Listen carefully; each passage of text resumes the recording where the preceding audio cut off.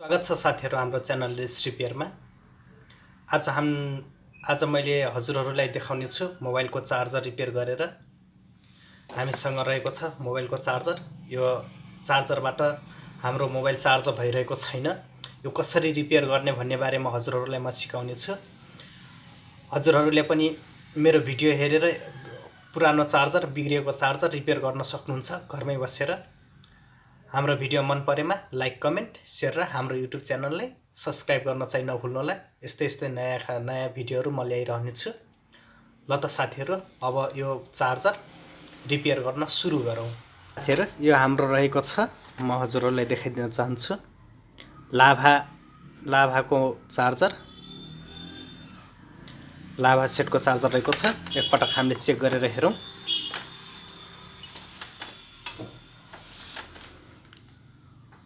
ल देख्न सक्नुहुन्छ साथीहरु, हाम्रो मोबाइलमा चार्जर लागिरहेको छैन।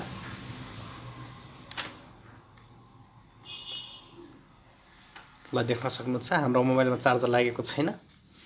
अब साथीहरु सबभन्दा पहिले यो चार्जरलाई ओपन गरौँ। ओपन खोल्नको लागि यो हाम्रो एउटा नट लागेको छ, यो नट खोलौँ।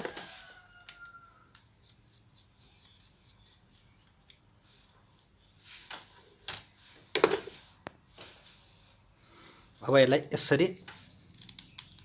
यसरी खोलौँ। ल साथीहरु हाम्रो चार्जर खुलिसकेको छ। पहिले सुरुमा कुनै कम्पोनेन्टहरु जलेको छ कि छैन भनेर हेरौँ। सबभन्दा पहिले साथीहरु कुनै कम्पोनेन्ट जलेको छ कि छैन भनेर हेरौँ। कुनै पनि कम्पोनेन्ट जलेको छैन साथीहरु। अब एकपटक भोल्टेज टेस्ट गरौँ साथीहरु। हाम्रो यसमा लगाऊँ। यसरी लगाएर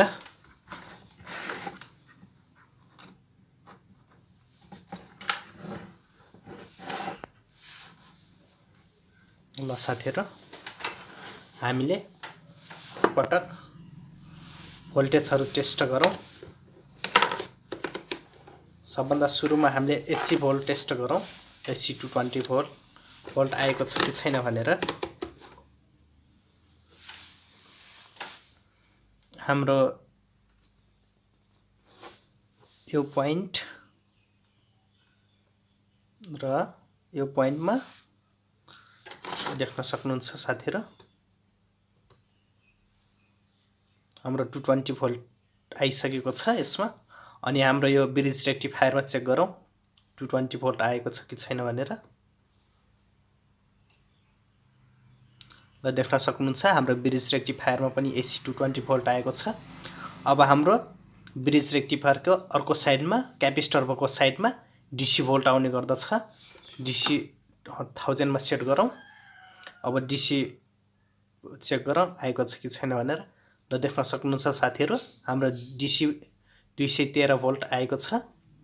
अब हाम्रो यो आउटपुट तिर चेक गरौँ आउटपुटमा आएको छ कि छैन भनेर।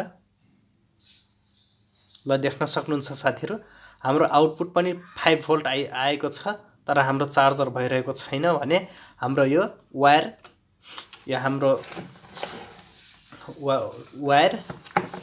वायर खराब भएको छ साथीहरु। यो वायर हामीले चेन्ज गरौँ। साथीहरु हाम्रो यो नयाँ वायर रहेको छ, यो लगाऊँ। यो हाम्रो पुरानो।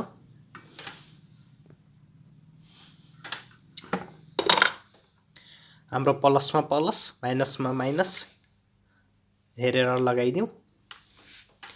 राम्रोसँग सोल्डर गरिदिउँ साथीहरु। म हजुरहरुलाई यसरी चुडियो भने पनि म सजिलो जोड्ने तरिका सिकाइदिन्छु। हाम्रो यो क्यापासिटरमा यो देख्न सक्नुहुन्छ क्यापासिटरमा माइनस प्लस रहेको छ। माइनस तिर माइनस जोडिदिनु, प्लस साइडमा प्लस जोडिदिनु।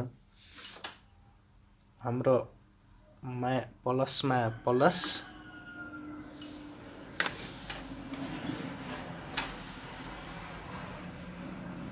साइडमा प्लस, माइनस तिर माइनस जोडिदिउँ। ल साथीहरु मैले राम्रो तरिकाले जोडिसके। अब चार्जरमा फिट गरौँ।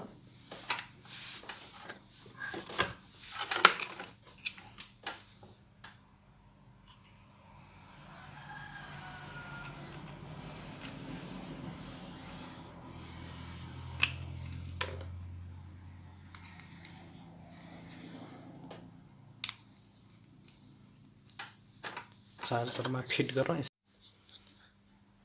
अब यो यसरी लगाइदिउँ।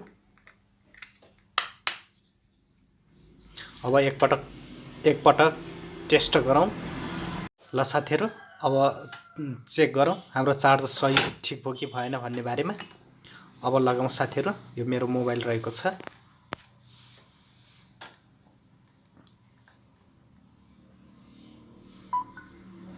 ल देख्न सक्नुहुन्छ साथीहरू, हाम्रो मोबाइल चार्ज भइसकेको छ।